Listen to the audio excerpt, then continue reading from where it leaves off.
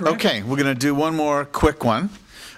This is a poem. This is a fairly recent poem. It was published in October 2007 by Perigee. And Perigee is an online magazine. They are not a print magazine. They are strictly online. I know it well. I've been rejected from it twice. Okay. I think Marvin Bell's one of the editors. Is he really? Yeah, we've had him down here a few times. Oh, okay. So anyway, this one is called The Arboriculturist. And here it is. Wanting shade, I made a tree. First, an old stepladder, wooden with one missing slat. For leaves, I took pages of books I found discarded next to the washing machine. Pictures from magazines stood from blossoms. A torn photograph I forgot to burn hung like ripened fruit. But what shall I use for roots to anchor my surrogate sapling, this artifice of bark, sap, and heartwood? Let's start with your epigraph. You must wear your rue with a difference, Ophelia, giving flowers.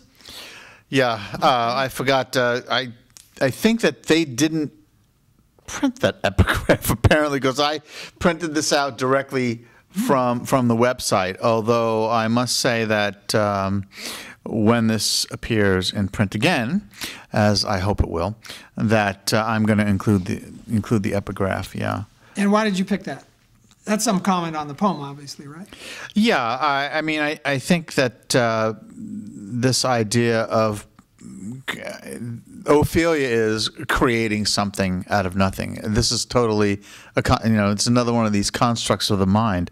The flowers that she's giving, which all have a symbolic value in Shakespeare's universe, that they're air, and here they are. She's giving this. Here's heartwood for you, and here's something else for you, and here's a marigold for you. When all she's doing is, her hand is empty. She's just gesturing.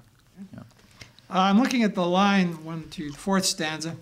Pictures from magazines stood for blossoms. Mm-hmm. So now you're moving symbolically. Right, because the tree is, or a tree is a lot of things to a lot of different people. You look at a tree, what is it you're actually seeing? It does have, okay, it's a tree, but what does it mean to us? What does it mean to different people? And my tree, I want to have flowers on it. I want to have blossoms on it. I want there to be that smell. And I think I was trying to evoke the sense of smell here as well as just the visual. Okay. Yeah. But you end with a question, right? Yes. The roots. So we get to the root of this, right? Yeah, getting to the roots of it, and then how do you take this thing you've made and put it in the ground so it's going to have the tree-like ability to withstand nature? How do you? This is my question, and I like to ask questions in my poems. I think I do that a lot, actually. To get the reader to engage the reader, or try to get the reader to think. But then, how do you do that? How do you, if you create something like this, how do you make it, you want to make it permanent. Isn't that what a poem is? Something that we want to outlast us, to be more permanent than ourselves, or a painting, or a song, or a movie. You want to make something that'll go beyond us, last beyond us. So if you make a tree, how do you get it? How do you stick it? How am I going to stick this thing in the ground? That was my question. How am I going to make it last? And it is artifice. Right. It is. It's fake.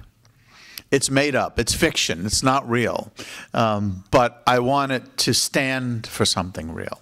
It's a metaphor. It's metaphoric for you, right? Yeah, it's a metaphor. The whole thing is a metaphor. Yeah, sure. And then you got the idea of the sapling. So there's that life as well.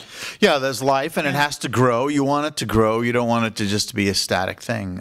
This isn't a metal sculpture. It's a tree, right? That's why I chose to create a tree, because a tree is a living breathing thing, Organic, yeah. or it's organic, it grows, it means different things to different people. And it can provide food and shelter and warmth and light and darkness to people. It's a living thing, and that was important to me. So that's also a metaphor for the creative process. Yeah, I think it's very much a metaphor for the creative process, definitely, yeah. Very interesting to do it that way. Thank By the way, you've written the infamous poem by Joyce Kilmer about a tree. There is no, is it? There is no poem as lovely as a tree. Yeah, the worst poems ever. Yeah, it is. That's the poem Was that your negative model?